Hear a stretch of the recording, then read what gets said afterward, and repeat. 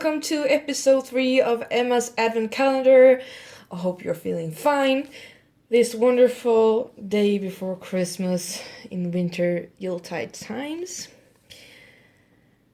I'm doing this kind of a radio show like audio video series that I've decided to call Emma's Advent Calendar. And if you've seen the first, actually not seen, if you actually listened to the first and the second episode, you already know that. But for new listeners, I just want to inform you that there's nothing wrong with your screen. There's nothing wrong with my screen or settings or anything. So just relax and enjoy the show. I have chosen this format because I want to leave something for the mystery and fantasy and also bring you a sort of another kind of relaxation. You don't have to concentrate on what you're looking at. You just have to use one of your senses at a time. Like, you only have to listen. You don't have to also watch what I'm doing or get distracted by something else. And you can close your eyes or not close your eyes or do whatever you want. So hopefully I will entertain you some with this episode. But if not, I'm sorry. But the thing about the mystery and fantasy part is you never know, really, do you? Who is that person sitting on the other side of the ether?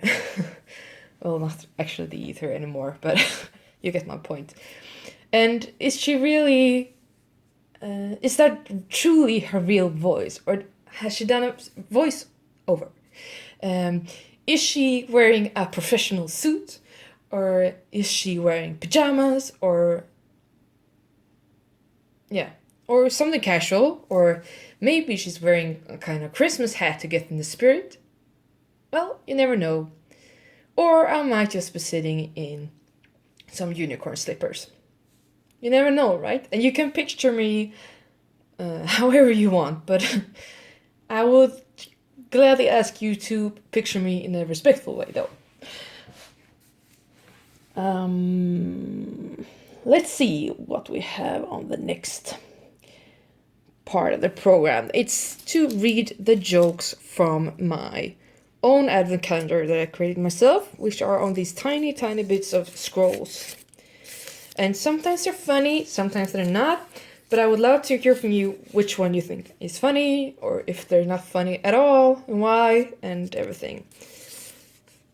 Okay, so here comes the first one for the 3rd of December 2020. Who delivers presents to cats? Santa Paws. That's quite festive, I think, but not that funny. Santa Paws. So I have a cat called Eloise, and maybe Santa Paws will come and deliver a present to her too.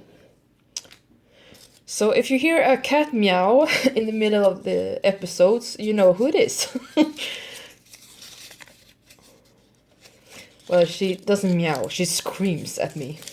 She screams for, just to be petted. Get attention. Okay, second one. What's the difference between Santa Claus and a knight?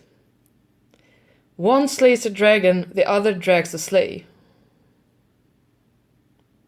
Well, yes.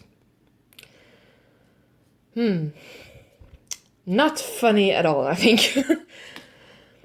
Are these really supposed to be jokes? I've printed out jokes, so I wanted to surprise myself, so I haven't read these on beforehand. So it's not my choice, okay?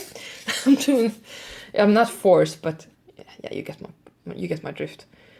Number 3. What kind of motorbike does Santa ride? A Harley Davidson.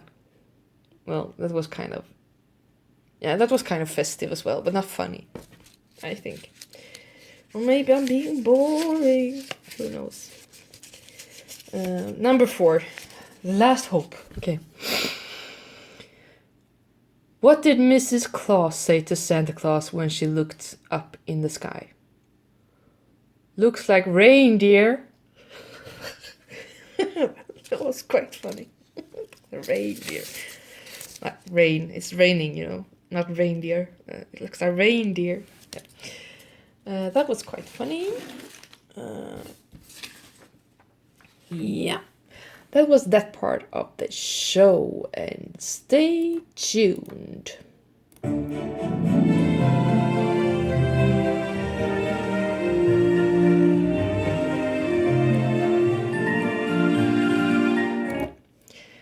And now to the next part of this episode. It is to read poems for you guys.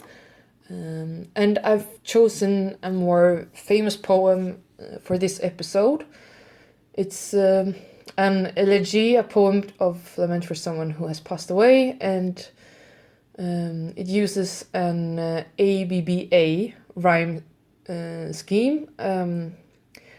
ABBA, pronounced in a different way, is ABBA, and we have a very famous band called ABBA in Sweden, or we had. One of the more successful music exportations and music exports through all times. So that was quite fun. This poem was written by Alfred Tennyson's friend, Arthur Henry Hallam, who was engaged to Tennyson's sister. Arthur Henry Hallam died suddenly at the age of 22. In this poem, Tennyson, who lived between 1809 and 1892, shares about casting aside all the bad and painful things of the year. Due to the heartache that the year brought to him, Tennyson was ready to put the grief behind him. This could also be considered a New Year's poem about starting anew. Alfred Tennyson's first son was named Hallam after his best friend. So I thought this would actually be very appropriate regarding the pandemic that is going on, and some of you might have lost a loved one, or have a loved one that is really sick, or risk losing someone that you love. And so I thought in these difficult times this poem would actually be quite appropriate. So Ring Out Wild Bells by Alfred Tennyson. Ring out wild bells to the wild sky. The flying cloud, the frosty light, the year is dying in the night. Ring out wild bells and let him die. Ring out the old, ring in the new. Ring happy bells across the snow. The year is going, let him go. Ring out the false, ring in the true. Ring out the grief that saps the mind. For those that hear, we see no more. Ring out the feud of rich and poor. Ring in redness to all mankind. Ring out the slowly dying cause and ancient forms of party strife. Ring in the nobler modes of life with sweeter manners, purer laws. Ring out the want, the care, the sin, the faithless coldness of the times. Ring out my mournful rhymes, but ring the fuller minstrel in. Ring out false pride in place and blood, the civic slander and the spite. Ring in the love of truth and night.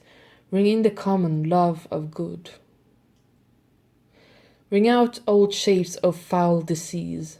Ring out the never-ending lust of gold. Ring out the 1,000 wars of old. Ring in the 1,000 years of peace. Ring in the valiant man and free, the larger heart, the kindlier hand.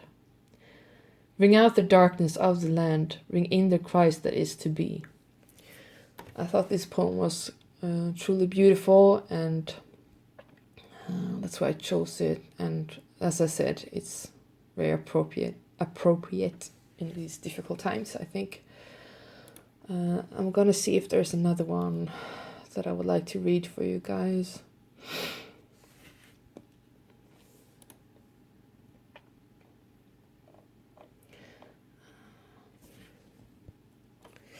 Here's another famous poem. It's called Christmas Bells, and it's by Henry Wadsworth Longfellow. He was inspired to write this poem in 1863 during the Civil War, when his son went off to fight for the Union against his wishes. While this song is about Christmas time, there is an underlying tone of the war. The wrong shall fail, the right prevail. The poem is the basis for the Christmas carol, I Heard the Bells on Christmas Day. So here it goes. Christmas bells. I heard the bells on Christmas Day, their old familiar carols play, and wild and sweet the words repeat of peace on earth, goodwill to men. I thought how, as the day had come, the belfries of all Christendom had rolled along the unbroken song of peace on earth, goodwill to men. Till ringing, singing on its way, the world revolved from night to day. A voice, a chime, a chant sublime of peace on earth, goodwill to men. Then from each black, accursed mouth, the cannon thundered in the south, and white with the sound the carols drowned of peace on earth, goodwill to men. It was as if an earthquake rent the heartstones of a continent, and made forlorn the households born of peace on earth, goodwill to men. And in despair I bowed my head. There is no peace on earth, I said, for hate is strong and mocks the song of peace on earth, goodwill to men. Then pealed the bells more loud and deep. God is not dead, nor doth he sleep. The wrong shall fail, the right prevail, with peace on earth, goodwill to men. I chose this one because I think you can reinterpret it as a hymn for peace. And as I discussed in an earlier episode, I think Christmas is also about peacefulness and peace and bringing peace amongst men. Men and women and non-binary folks. Men in the amongst people. Yeah. Well, I think I'm gonna end the poem segment of this episode and move on to the next part of the episode. So stay tuned.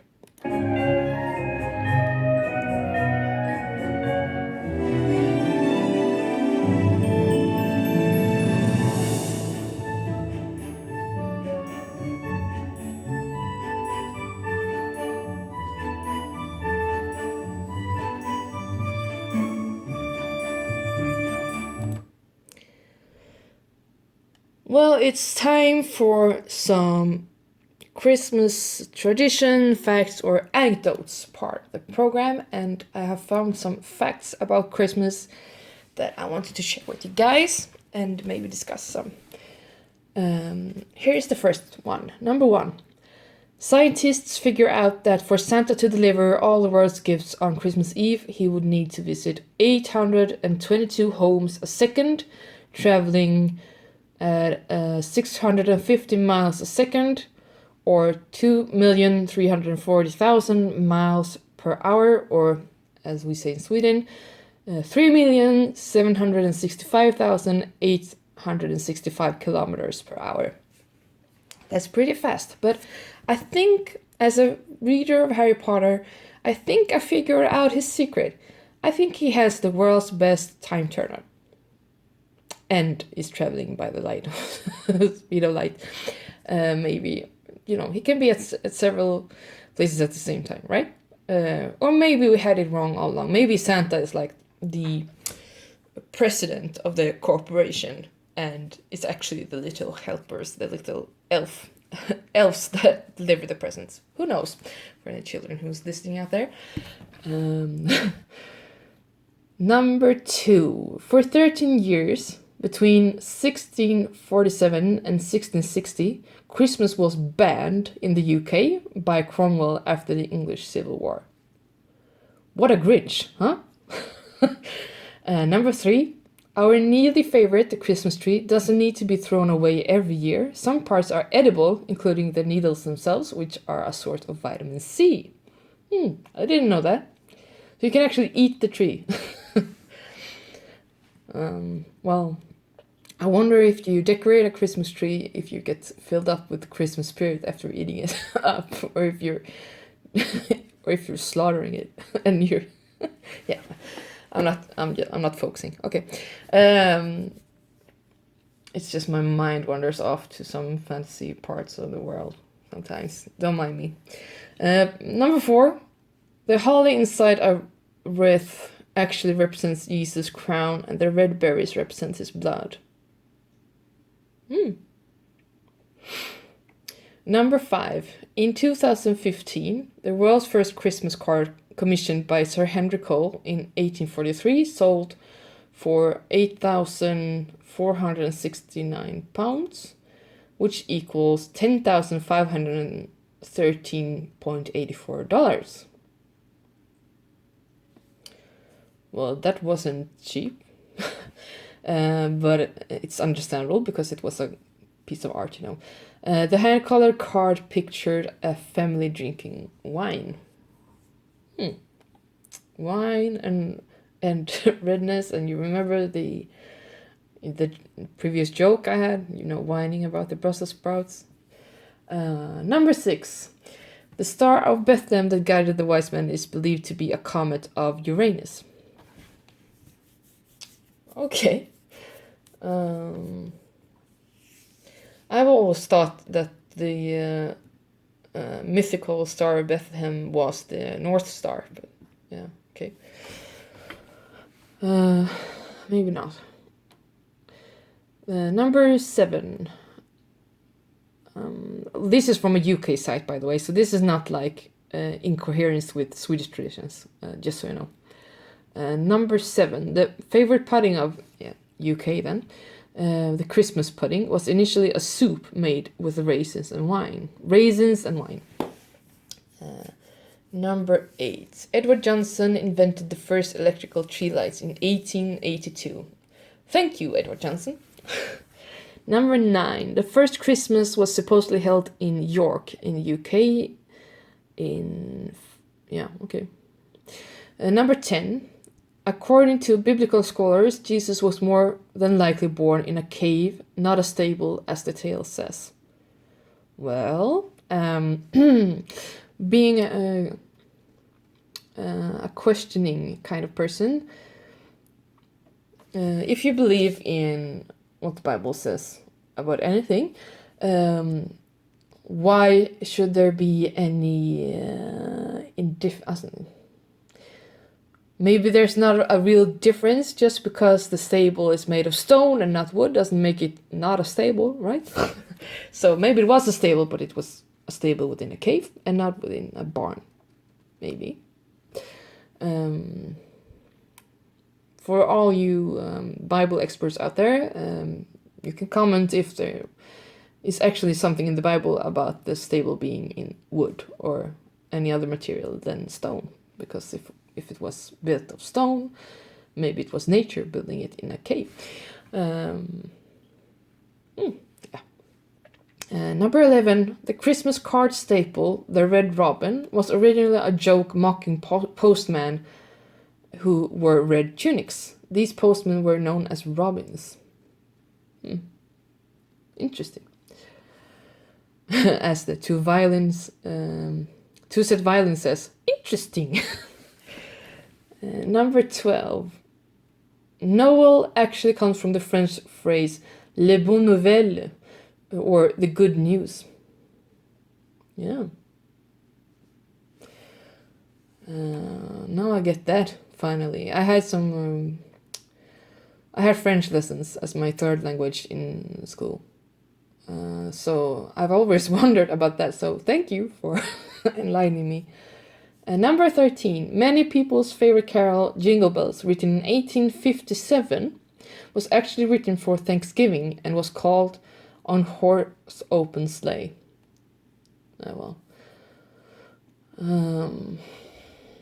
Being from Sweden, I've always wondered about this thing about Thanksgiving. I'm not that well read into it, but I always thought like you have turkey on Thanksgiving and on Christmas. Why?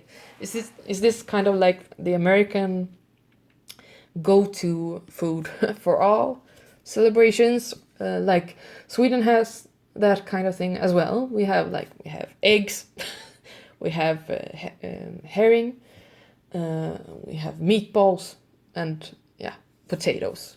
That's kind of like what you always need. And on like the equivalent of the turkey, I think, is ham in Sweden. Okay. Tell me about your Christmas foods. No matter where in the world you are in, or if you have another kind of celebration, you want to share a special kind of food courses with me, don't be afraid, share it. Number 14. Turkey wasn't always the Christmas go-to. England's traditional meal of choice was actually a pig's head and mustard. That's very similar to the Swedish tradition, as I just said. Oh, that's funny. But we don't use the pig's head, we use the pig's butt. But some of us still have a pig's head with a red apple in the mouth, between the teeth. As a kind of like decoration thing. But we use the mustard to cover up the ham, and then it goes into the oven, so we get this little crust on top. Number 15. Santa Claus has worn many colors in his time, including blue, green, white, and red. The red suit came about when Coca-Cola had an advertisement campaign in the 30s. So it's actually due to Coca-Cola, they have a red color in their color schemes. It's very similar to the Christmas red, or is the Christmas red. So that's really interesting. So actually, if you took Coca-Cola away, maybe the Santa that would come on Christmas Day or Christmas Eve, depending on where you're from, in Sweden it's Christmas Eve. Maybe he would be wearing blue or green or white instead. Me, myself, I have a white Santa standing in my bedroom.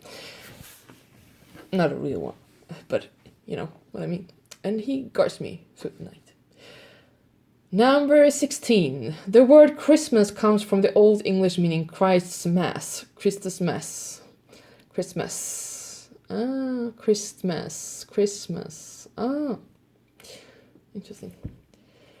Number 17. The first Christmas crackers were made in London in 1847 by Tom Smith. Okay. I don't think we really have Christmas crackers in Sweden. Let me know if you're from Sweden. Do any of you guys use Christmas crackers during Christmas? Number 18. The term Boxing Day is supposed to come from the money raised for the poor in church alms boxes. Oh. Number 19. This is music related. The Beatles had Christmas number ones in 1963, 1965, and 1967, giving them the record for the most Christmas number ones. Well, of course, kind of. Number 20, and this is the last one for this episode at least. Rudolph isn't as historic as we believe. It was actually created in 1938 by a US marketing company. Yeah, well, I don't care. I think he's cute anyhow. Yeah, that was the factual or the anecdote part of this episode. Stay tuned.